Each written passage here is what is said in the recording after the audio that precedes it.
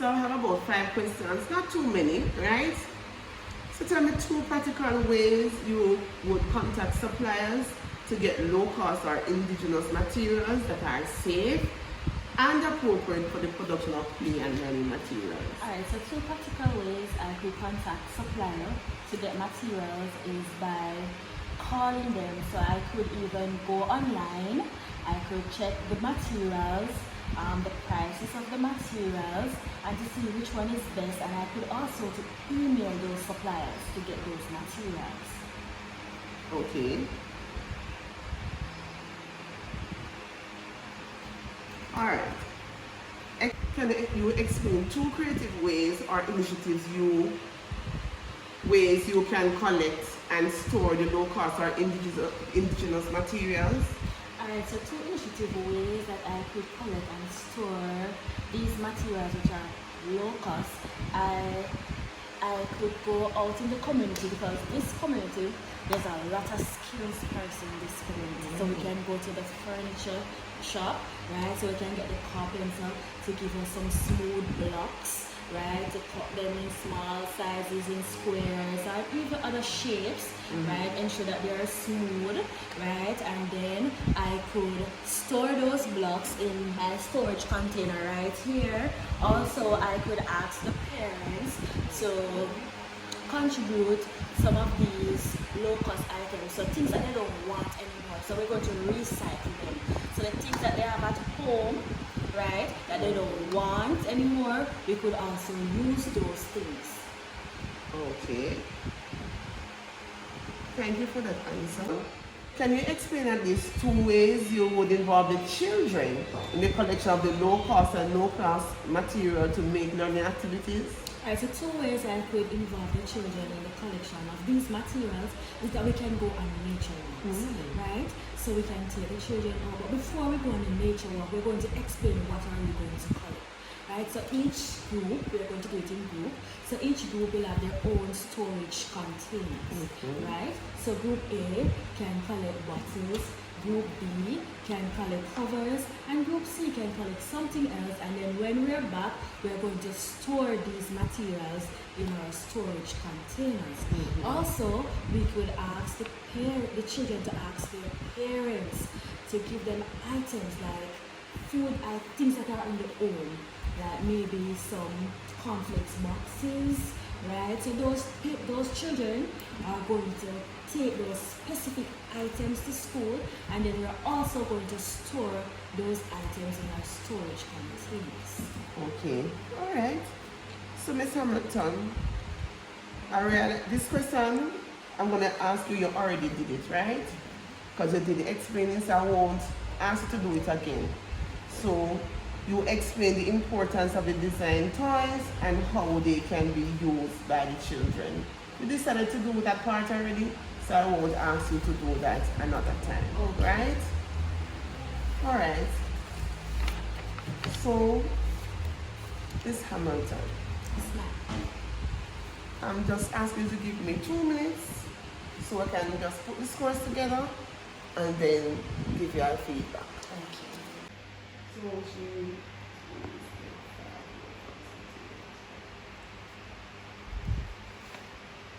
Hamilton, what do you think about the assessment?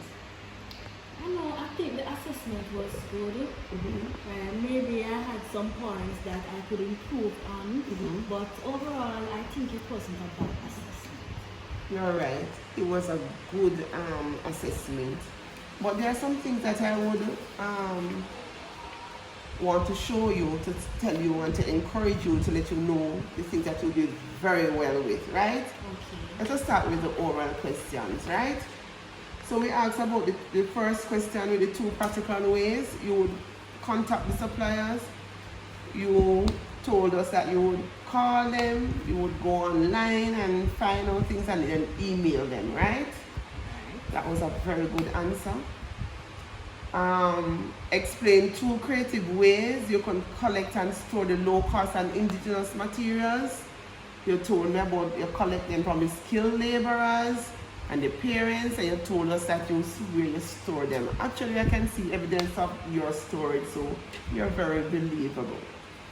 All right, so you asked me to you were asked to explain at least 2 ways you would involve the children in the collection of the low cost and no cost materials, and your selection for answers were very good. They were very interested. I'd never think of that.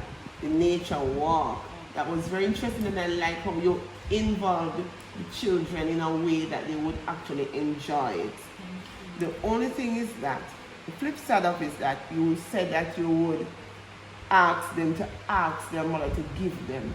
What I would do is just continue the nature walk, but into a hunt at home. So you'll probably tell them what you want and let them go and find them at home, and then bring it back. So it would add another interesting element, right? You also spend detailed times in explaining the importance of the design toys and how they can be used by the children. And I must tell you, they are well made, and they are very attractive, and they are generally safe. The only thing, I'm just curious, those beads, I would replace those beads and use probably rice. Because you know, some children will open it and put the beads in their mouth, right? I know that you're concerned about like the sound that it may make, but we have to also think about the safety. So instead of getting a complete 4 for that, 5 for that, I'm going to give you 4, right? Because you have to think about your safety as well. So out of the 15 marks, you got 13 and a half, right? Okay. So that was very good.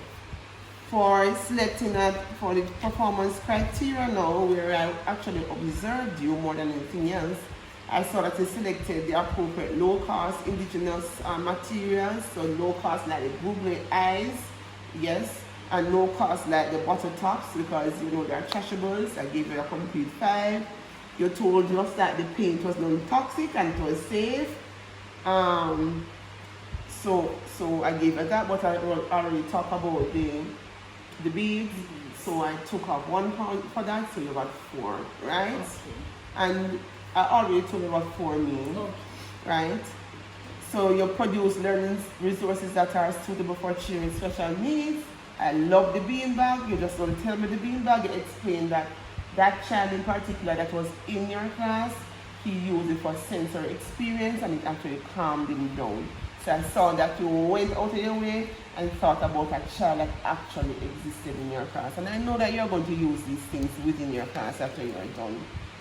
And it met basic safety requirements, but you know the same bead stories I gave you a 4, because that's the only flaw. Was it flexible? Yes, the Skittles. And versus the it being a Skittles versus it being a shaker, very good. Is it durable? Yes. Has neat finish? Yes. I especially love the drum. It's so colorful, durable, and it also has a double purpose. You can do a sensory, both sensory, you can use it as a musical instrument as well as you have the touch, the sense of touch. Love that. Was it handmade? Obviously yes, and it is according to the design. You use creativity, 5 all the way. And with the demonstration, oh my gosh, I was very impressed. You know what I liked about it? You involved the children in it. You did not just demonstrate and tell them how to do it, you involved them. And I can see that they enjoyed the activity. And they asked high level questions as well. You asked a question for prediction. You asked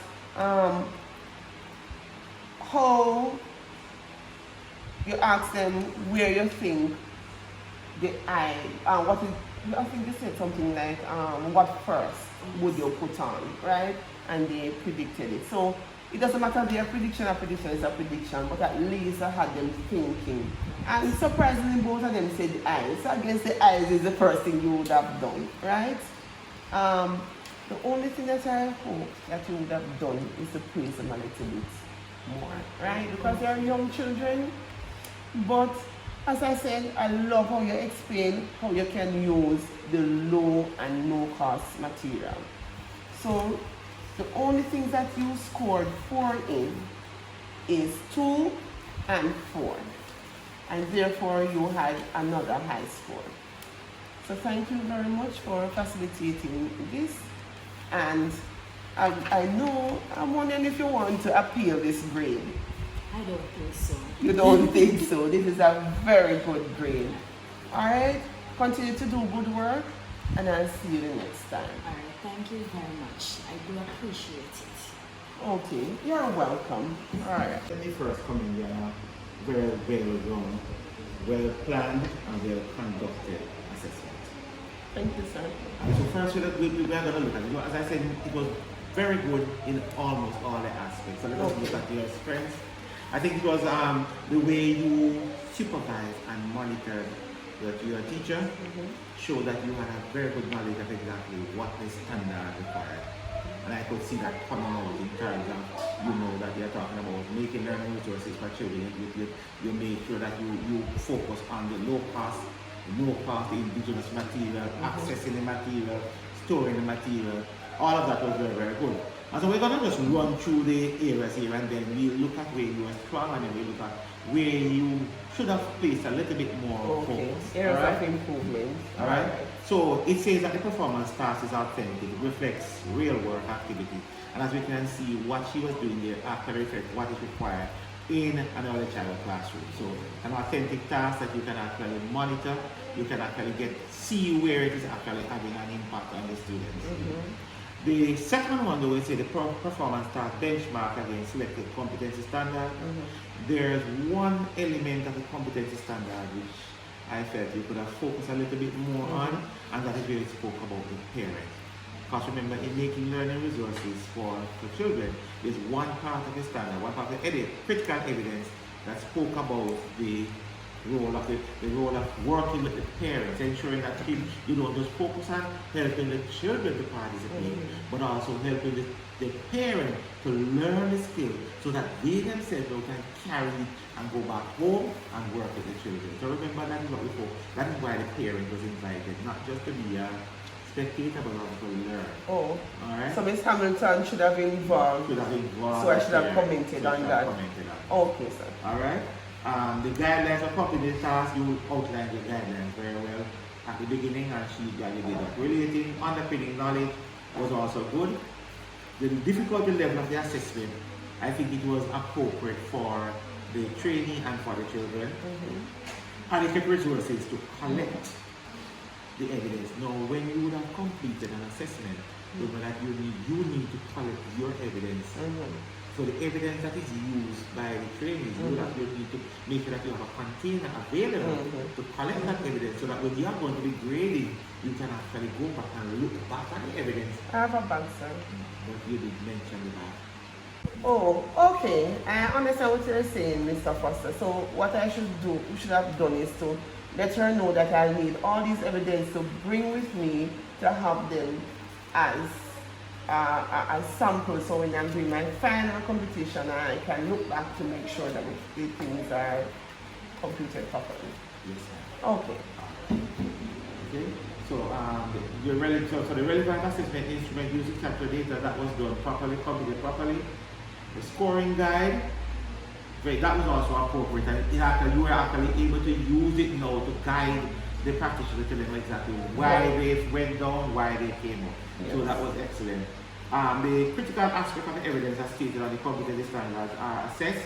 The evidence that was used was assessed, and I like where you looked at not just the puppet that was made, but also you looked at those aspects of the puppet where you felt that it should have been improved. For example, you spoke about the eyes, you recognized that the beads that were used, that they were not always safe. You made suggestion to the practitioner that they could use something else to ensure that those beads don't become hazards to the children if they could pull the package. And your assessment decision was consistent with the evidence that was produced. So your scores that were provided, you could actually justify the scores that you gave based on the evidence that was provided. And your feedback was also very, very constructive and actually very beneficial to the training. So all in all, I think you did an excellent job. So the scoring you do, as you know, the scores are for your score from 5, 4, 3, 2, 1, where 5 says that you demonstrate a working knowledge of the skill area and can perform adeptly with initiative and adaptability to perform to problem situation with a master of related language and technical knowledge. Meaning that when you are at a 5, you are at the top of your game. A 4 means you demonstrate sufficient knowledge and ability in the skill area to perform satisfactorily and apply working rules for problem solution with correct related language usage. Then you use a technical language. A competent in this 3 demonstrates sufficient knowledge and ability to perform the skill area but requires supervision. I'm not even going to go down to the 2 and the 1. Because I'm nowhere near there. So you're not in anywhere there. So for the grade, the performance task is authentic and reflects real workplace activity. I think that was really, really excellent. And for that, I would score you as a 5 for that because I think that was really above the norm. That was excellent. But for number 2, as a performance task benchmark against selected competency standard, I'll give you a 4 for that because, as I said, there was one element of the competency standard which I felt we should have focused a little bit more on, which was the one that deals with the involvement of the parents. Okay. So I score you a 4 for that. For the guidelines for completing the performance tasks are outlined. I give you a 4 for that too, because I still feel that when you were providing the guidelines, I feel that we focus so much on the other elements of the standard. Maybe we should have focused a bit more on including the parent, which is the 3rd prong of that particular standard. So I give you a 4 for that. And related underpinning knowledge is reflective of the competency standard being assessed. I'm still going to give you a 4 because when we look at it, we are seeing that there are 3 different areas in that standard and we focus on 2 a lot, but not enough on the... Although the parent was present, we didn't see the involvement. We didn't really see the involvement. And I did not comment on it. I did not comment on it, so I'll give you a 4 for that. Adequate resources to collect the evidence are documented. I give you a 4 for that also because as I said, I didn't state it, did you saw my bag? I saw your bag, but I wasn't sure what your bag was going to be used for. So you didn't see I bought this, okay. So I'll give you a 4 for that. Relevant assessment instrument used to capture evidence is completed appropriately. For that I'll score you a 5 because I think that you completed it appropriately. I didn't see any area that where you fell down where that is concerned in terms of using the instrument. Scoring guide developed is appropriate to determine competence. Yes, I would. That's the thing. If you have the scoring guide, it's appropriate and it is based on the standard. But as I say, it's just that one element of the standard we didn't focus on using. So I score you a 5 for that. Critical aspect of evidence as stated on the competence standards are assessed. Yes, yeah. But we're still now missing one critical. Let me see. Is it stated on the assessment? Because I didn't hear you ask that question. Alright. Okay, so it is stated, I see. That's where I was getting at. Number 3, the ability to help children and guide parents to make So the parents choice. again. So that's the thing. The parents again was not, the focus was not there on the parents. Alright? So for that though, So even there they were present. They were present, but the partner said guide parents to make the choice. It's that I did not comment on it because I would be responsible for it, but I did not comment on it. So if I didn't see her doing it, you would have commented. I said, okay, you didn't focus on that little aspect of it. Yes, I agree. Alright? And assessment decision was consistent with the evidence produced. Again, I'll give you a 4 for that. And clear and constructive feedback is given to candidate regarding the assessment this time. I'm going to give you a 4 for that because we're still missing one element. That's fine. Alright? So, but all in all, I think you have done an excellent job. Thank you, sir. I think you're a wonderful assessor. Very knowledgeable. Appreciate and I it. think that you'll do a wonderful job. Thank you, sir. Alright? Thank you, sir. And thank you to the camera lady. Okay.